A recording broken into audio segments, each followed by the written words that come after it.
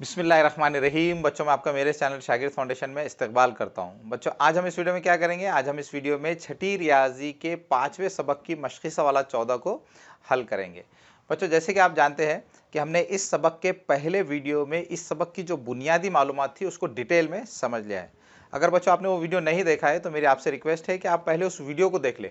अगर आप इस सबक के उस पहले वीडियो को देख लेंगे तो आप बहुत आसानी से इस पूरे सबक को समझ सकेंगे। ठीक है, तो चलिए बच्चों, हम इस वीडियो की शुरुआत करते हैं। बच्चों, आज हम इस वीडियो में क्या करेंगे? आज हम इस वीडियो में मशक़ी सवालात 14 के पहले 3 सवालात, सवाल नंबर 1, 2 और 3 को हल करेंगे। ठीक है, तो चलिए सबसे पहले हम सवाल नंबर 1 को देख लेते हैं। सवाल नंबर 1 में वो क्या करें?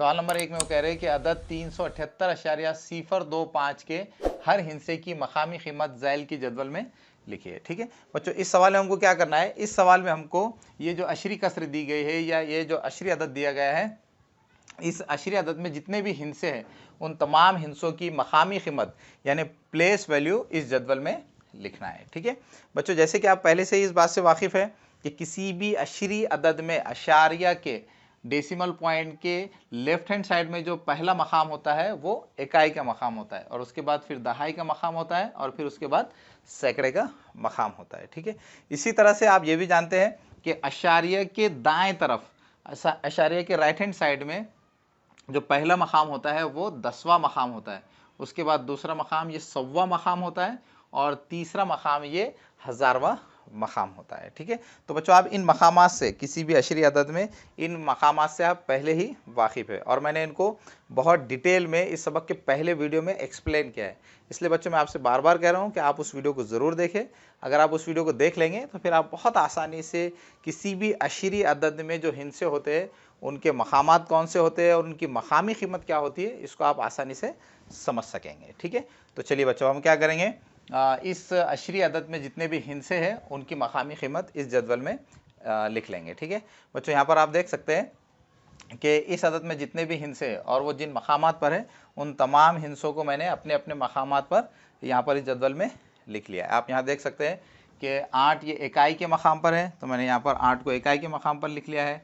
7 ये दहाई के मकाम पर है, तो इसको मैंने यहाँ दहाई के मकाम पर लिखा है। 3 ये सैकड़े के मकाम पर है, तो उसको मैंने यहाँ पर सैकड़े के मकाम पर लिख लिया है। और यहाँ पर अशारे के बाद जो मकाम होता है 10वां मकाम, तो 10वें मकाम पर यहाँ सिफर है, तो मैंने सिफर को यहाँ 10वें मकाम पर लिख लिया है। 2 ये 100वें मकाम पर है, तो उसको मैंने यहाँ पर 100वें मकाम पर लिख लिया है। 5 ये 1000वें मकाम पर है, तो उसको मैंने यहाँ पर 1000वें मकाम पर लिख लिया है। ठीक है, अब बच्चों हमको क्या करना है?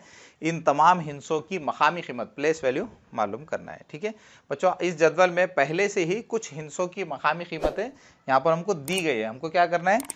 सिर्फ 7, 8 और 2 इन 3 हिस्सों की मकामी कीमत इस जदवल में लिखना है। ठीक है, तो चलिए देखिए, हम यहाँ पर देखेंगे कि इन हिस्सों की मकामी कीमत क्या है। ठीक है, यहाँ पर आप देख सकते हैं कि 3 की मकामी कीमत यहाँ पहले से लिखी गई है। 3 की मकामी कीमत कितनी है? 300 है। ठीक है बच्चों, 3 की मकामी कीमत ये 300 किस तरह से आ गई? 3 चूँकि ये सैकड़े के मकाम पर है, तो जो हिस्सा सैकड़े के मकाम पर होता है तो उसकी मकामी कीमत मालूम करने के लिए क्या किया जाता है? 100 से उसको मल्टीप्लाई कर दिया जाता है, ज़रब किया जाता है। तो 3 को 100 से ज़रब करने पर क्या आएंगे? 300 आएंगे। तो इस तरह से 3 की मकामी कीमत क्या होगी? 300 होगी। ठीक है, इसी तरह से बच्चों अब हम ये देखेंगे कि 7 की मकामी कीमत क्या होगी। 7 ये दहाई के मकाम पर है, और दहाई के मकाम की कीमत 10 होती है। तो जो हिस्सा दहाई के मकाम पर होता है तो उसकी मकामी कीमत मालूम करने के लिए क्या किया जाता है? उसको 10 से मल्टीप्लाई कर दिया जाता है। तो 7 को 10 से मल्टीप्लाई करेंगे तो कितने आएंगे? 70 आएंगे। ठीक है, तो इस तरह से 7 की मकामी कीमत कितनी होगी? 70 होगी। ठीक है, अब बच्चों हम ये देखेंगे कि 8 की मकामी कीमत क्या होगी। ठीक है बच्चों, 8 ये कौन से मकाम पर है? 8 ये इकाई के मकाम पर है, वंस प्लेस पर है। ठीक है, इकाई के मकाम की मकामी कीमत क्या होती है? इकाई के मकाम की कीमत होती है 1। तो जो हिस्सा इकाई के मकाम पर होता है तो उसकी मकामी कीमत मालूम करने के लिए क्या किया जाता है? उस हिस्से को 1 से मल्टीप्लाई किया जाता है। तो 8 की मकामी कीमत मालूम करने के लिए हमको क्या करना होगा? 8 को 1 से मल्टीप्लाई करना होगा। 8 को 1 से मल्टीप्लाई करेंगे तो कितने आएंगे? 8 ही आएंगे। ठीक है, तो इस तरह से 8 की मकामी कीमत क्या होगी? 8 ही होगी। ठीक है अब बच्चों हम ये देखेंगे कि सिफर की मकामी कीमत क्या होगी। बच्चों यहाँ पर आप देख सकते हैं कि सिफर ये 10वें मकाम पर है, ठीक है। सिफर ये 10वें मकाम पर है, इसलिए हमको क्या करना होगा, सिफर की मकामी कीमत मालूम करने के लिए हमको सिफर को 10 से डिवाइड करना होगा, ठीक है। बच्चों यहाँ पर आप देख सकते हैं कि ये जो मकाम है अशारिया के बाएं तरफ दूसरे नंबर पर, अशारिया के बाएं तरफ दूसरे नंबर पर दहाई का मकाम है, और अशारिया के दाएं तरफ पहला मकाम कौन सा है, ये 10वां मकाम है। बच्चों दहाई और 10वां इन दोनों मकामात में फ़र्क है, ठीक है। दहाई के मकाम पर जो हिस्सा होता है इसकी मकामी कीमत मालूम करने के लिए उस हिस्से को 10 से मल्टीप्लाई करना होता है, और 10वें मकाम पर जो हिस्सा होता है उसकी मकामी कीमत मालूम करने के लिए उस हिस्से को 10 से डिवाइड करना होता है। तो ये बात आप अच्छी तरह से जहन नशीन कर लीजिए, ठीक है। तो यहाँ पर ये सिफर ये 10वें मकाम पर है, तो इसकी मकामी कीमत मालूम करने के लिए हमको क्या करना होगा, सिफर को 10 से डिवाइड करना होगा। सिफर को 10 से डिवाइड करेंगे तो क्या आएगा, सिफर ही आएगा, ठीक है। तो इस तरह से सिफर की मकामी कीमत क्या होगी, सिफर की 10वें मकाम पर मकामी कीमत होगी सिफर, ठीक है। वैसे बच्चों सिफर ये किसी भी मकाम पर हो उसकी मकामी कीमत हमेशा सिफर ही होती है। सिफर चाहे इकाई के मकाम पर हो, दहाई के मकाम पर हो, सैकड़े के मकाम पर हो, या 10वें के मकाम पर हो, या 100वें मकाम पर हो, या 1000वें मकाम पर हो, सिफर की कीमत, सिफर की मकामी कीमत हमेशा सिफर ही होती है, ठीक है। अब बच्चों दो की मकामी कीमत क्या होगी ये देखेंगे, ठीक है। बच्चों दो कौन से मकाम पर है, दो ये 100वें मकाम पर है, ठीक है। बच्चों 100वां मकाम और सैकड़े का मकाम ये दोनों मकामात में भी फ़र्क है। जिस तरह से अभी हमने दहाई और 10वां इन दोनों में फ़र्क देखा, तो बिल्कुल उसी तरह से सैकड़े के मकाम में और 100वें मकाम में दोनों में फ़र्क है, ठीक है। सैकड़े के मकाम पर जो हिस्सा होता है उसकी मकामी कीमत मालूम करने के लिए क्या किया जाता है, उस हिस्से को 100 से मल्टीप्लाई किया जाता है। लेकिन 100वें मकाम पर जो हिस्सा होता है उसकी मकामी कीमत मालूम करने के लिए क्या किया जाता है, उस हिस्से को 100 से डिवाइड किया जाता है, ठीक है। तो यहाँ पर ये दो 100वें मकाम पर है, इसलिए इसकी मकामी कीमत मालूम करने के लिए हमको क्या करना होगा, दो को 100 से डिवाइड करना होगा, ठीक है। दो को जब हम 100 से डिवाइड करेंगे तो दो को 100 से डिवाइड करने पर दो की मकामी कीमत क्या आएगी, 2 सव्वे। 2 सव्वे को हम किस तरह से लिख सकते हैं, 2/100 इस तरह से लिख सकते हैं, ठीक है। बच्चों 2/100 को हम इस तरह से भी लिख सकते हैं, 2/100 को हम लिख सकते हैं सिफर अशारिया सिफर 2, ठीक है।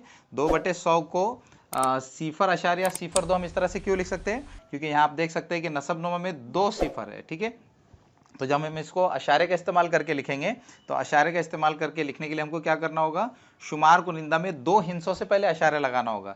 शुमार कुनिंदा में 2 है, 2 ये एक ही हिंसा है, तो हम क्या करेंगे, इससे पहले एक सिफर लगाएंगे और फिर उससे पहले एक अशारिया लगा देंगे, ठीक है। तो इस तरह से हम 2 सव्वे को यानी 2 की मकामी कीमत को हम इस तरह से भी लिख सकते हैं और अशारे का इस्तेमाल करके इस तरह से भी लिख सकते हैं, ठीक है।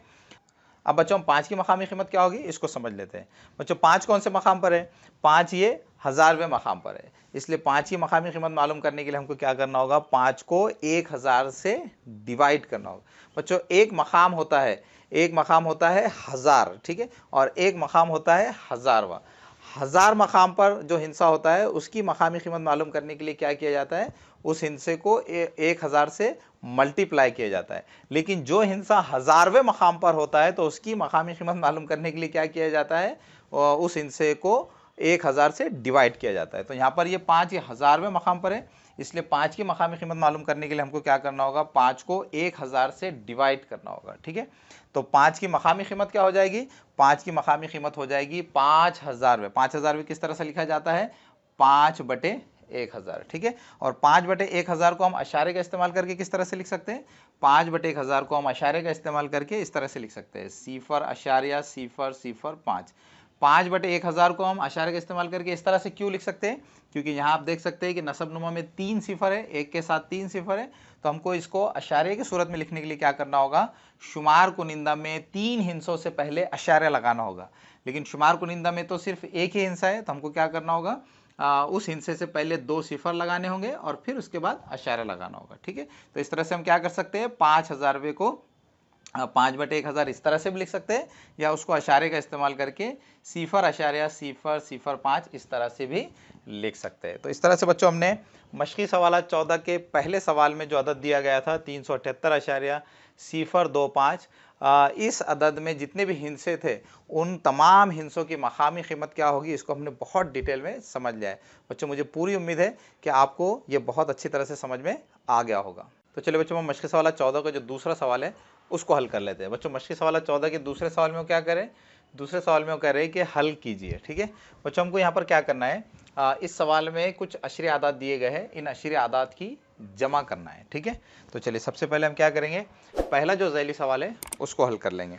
पहले ज़ैली सवाल में हमको क्या करना है, 905.5 और 27.197 इन दोनों अशरी आदात की जमा करना है। ठीक है बच्चों, इन अशरी आदात की जमा किस तरह से की जाती है, अशरी आदात की जमा भी बिल्कुल उसी तरह से की जाती है जिस तरह से हम मुकम्मल आदात की या गिनती की आदात की जमा करते हैं। ठीक है बच्चों, मुकम्मल आदात की या गिनती की आदात की जमा करने के लिए हम क्या करते हैं, आदात को एक के नीचे किस तरह से लिखते हैं कि हर हिस्सा अपने अपने मकाम पर आ जाए। ठीक है, तो बिल्कुल उसी तरह से इन अशरी आदात की जमा करने के लिए भी क्या किया जाता है, आदात को एक के नीचे किस तरह से लिखा जाता है कि तमाम हिस्से अपने अपने मकाम पर आ जाए। ठीक है, तो चलिए सबसे पहले हम क्या करेंगे, इस पहले अदद को लिख लेंगे 905.5। ठीक है, अब हमको क्या करना है, इस दूसरे अदद को इस अदद के नीचे इस तरह से लिखना है कि तमाम हिस्से जिस मकाम पर है उसी मकाम पर वो आ जाए। ठीक है, इसके लिए बच्चों सबसे पहले हमको क्या करना होगा, सबसे पहले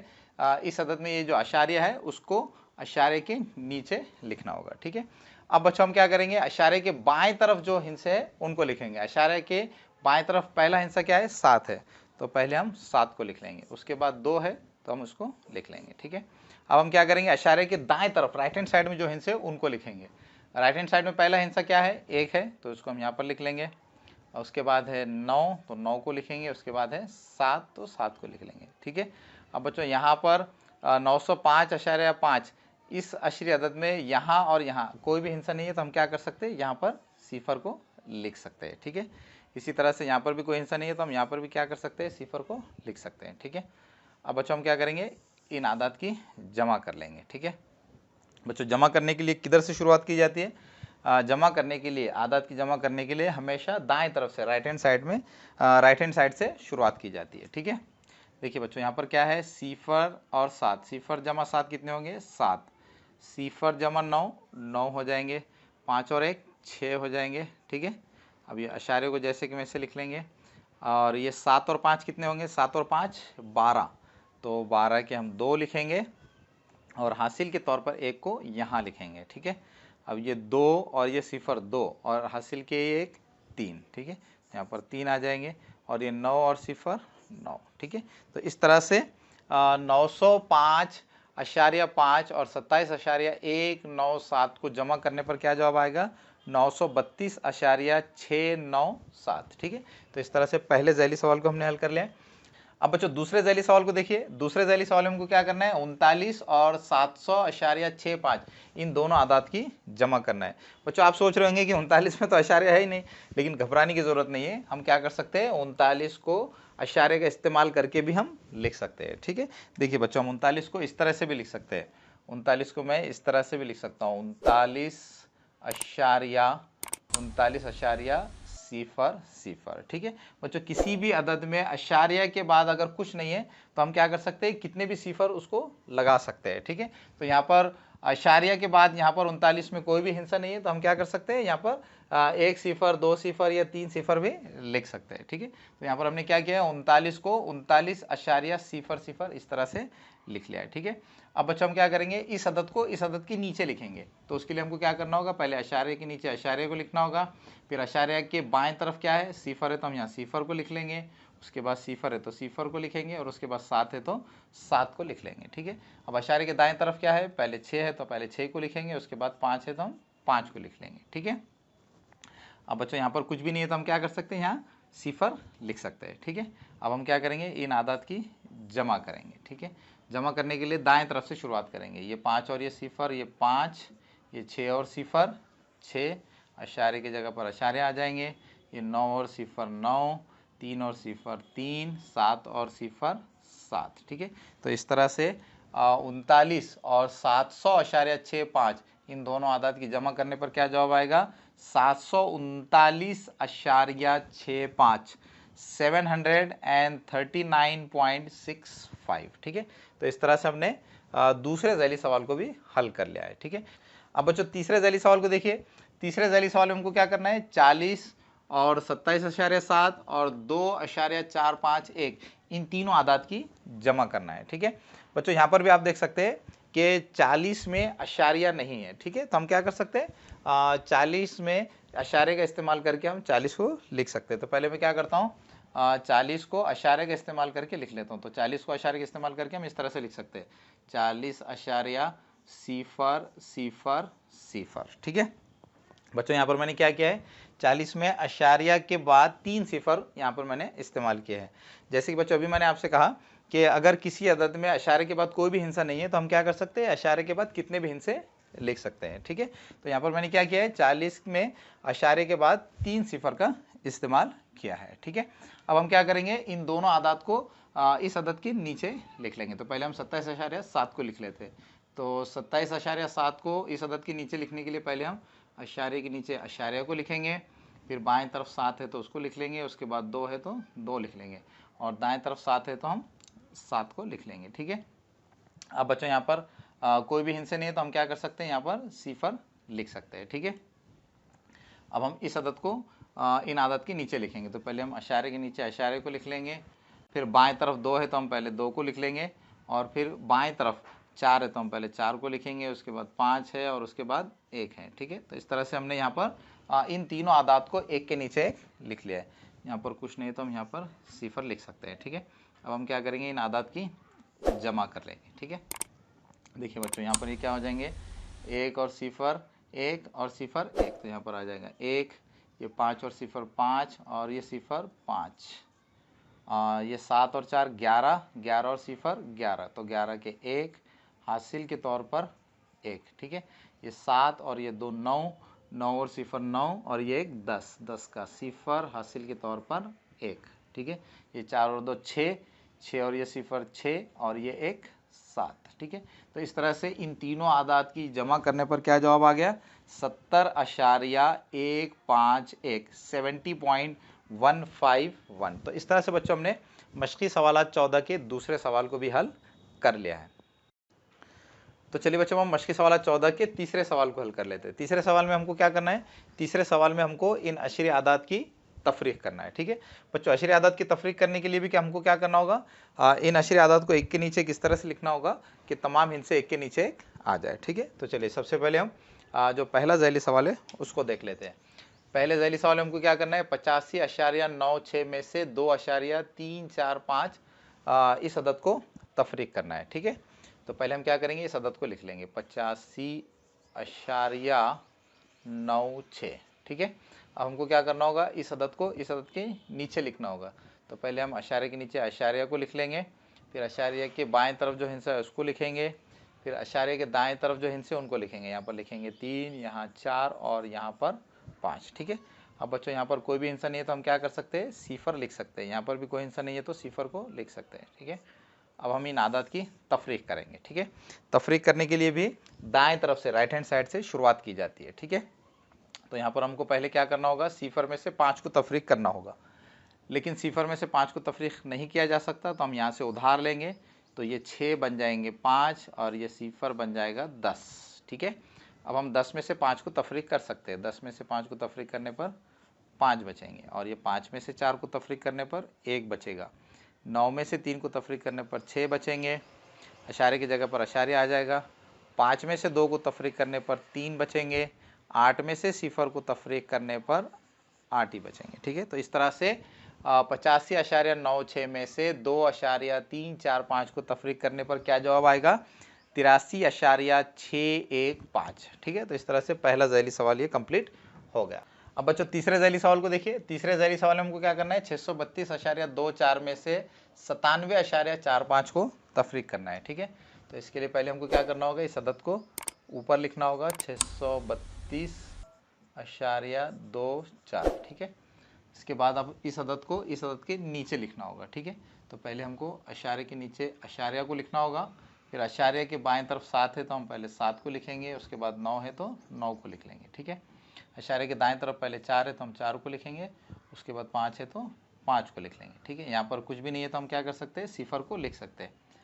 अब हम इन आदत की तफरीक करेंगे। ठीक है, तो पहले 4 में से 5 को तफरीक करेंगे। 4 में से 5 को तफरीक नहीं किया जा सकता तो हम 2 से उधार लेंगे तो 2 बन जाएंगे 1 और 4 बन जाएंगे 14। ठीक है, अब ये 14 में से 5 को तफरीक करने पर बचेंगे 9।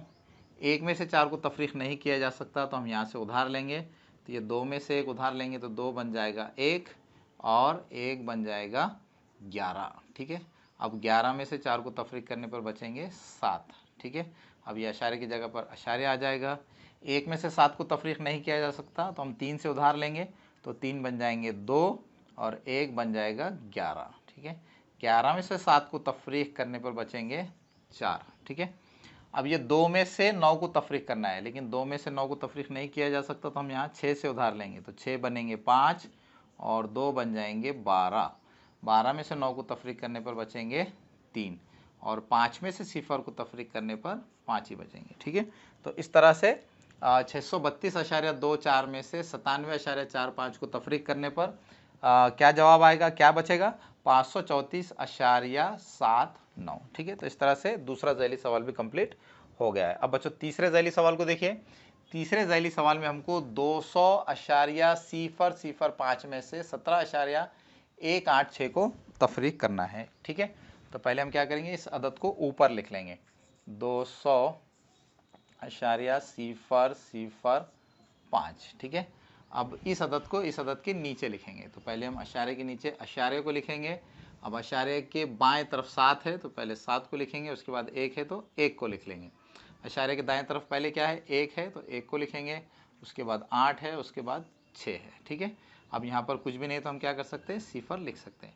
अब इन आदत की तफरीक करेंगे। ठीक है, तो पहले 5 में से 6 को तफरीक करेंगे, लेकिन 5 में से 6 को तफरीक नहीं किया जा सकता तो हम क्या करेंगे, बाएं तरफ जाएंगे और वहाँ से उधार लेंगे। लेकिन यहाँ पर आप देख सकते हैं कि बाएं तरफ यहाँ पर भी 0 है, यहाँ भी 0 है, यहाँ भी 0 है और यहाँ पर भी 0 है, तो हमको क्या करना होगा, यहाँ 2 से उधार लेना होगा। ठीक है, तो हम क्या करेंगे, यहाँ से 2 से 1 उधार लेंगे तो 2 बन जाएंगे 1 और फिर 1 हम क्या करेंगे, यहाँ पर 5 में मिलाएंगे। ठीक है, लेकिन बच्चों हम डायरेक्ट यहाँ पर 5 में ये 1 को नहीं मिला सकते। ठीक है, क्यों बच्चों हम इस तरह से क्यों नहीं कर सकते, क्योंकि यहाँ पर भी आप देख सकते हैं कि इन चारों मकामात पर 0 है और हमको यहाँ पर भी तफरीक का अमल करना है, तो हम क्या करेंगे, पहले से ही इन आदात को भी बड़ा बना देंगे। ठीक है, तो यहाँ से हमने 2 से जो 1 उधार लिया है तो हम पहले क्या करेंगे, ये 0 में मिला देंगे, तो ये कितने बन जाएंगे, 10 बन जाएंगे। ठीक है, फिर ये 10 में से 1 को हम निकालेंगे तो यहाँ बचेंगे 9 और फिर ये 1 को इस 0 में मिलाएंगे तो ये भी बन जाएंगे 10। फिर इस 10 में से 1 को निकाल कर हम क्या करेंगे, इस 0 में मिला देंगे, तो ये यहाँ पर 10 में से 1 को निकालेंगे तो यहाँ क्या बचेंगे, 9 और ये 0 क्या बन जाएगा, 10। ठीक है, फिर ये 10 में से 1 को निकालेंगे और इस 0 में उसको मिला देंगे, तो ये 10 में से 1 को निकालने पर यहाँ बचेंगे 9 और ये 0 क्या बन जाएगा, 10। ठीक है, अब ये 10 में से 1 को निकाल कर हम क्या करेंगे, यहाँ पर इस 5 में मिला देंगे, तो यहाँ पर 10 में से 1 को निकालने पर ये बचे 9 और ये 5 कितने बन जाएंगे, 5 बन जाएंगे 15। ठीक है, अब हम क्या कर सकते हैं, 15 में से 6 को तफरीक कर सकते हैं। 15 में से 6 को तफरीक करने पर कितने बचेंगे, 9 बचेंगे। ठीक है, ये 9 में से 8 को तफरीक करने पर 1 बचेगा, 9 में से 1 को निकालने पर 8 बचेंगे। ठीक है, ये अशारे की जगह पर अशारे आ जाएगा। ये 9 में से 7 को निकालने पर 2 बचेंगे, ये 9 में से 1 को निकालने पर 8 बचेंगे।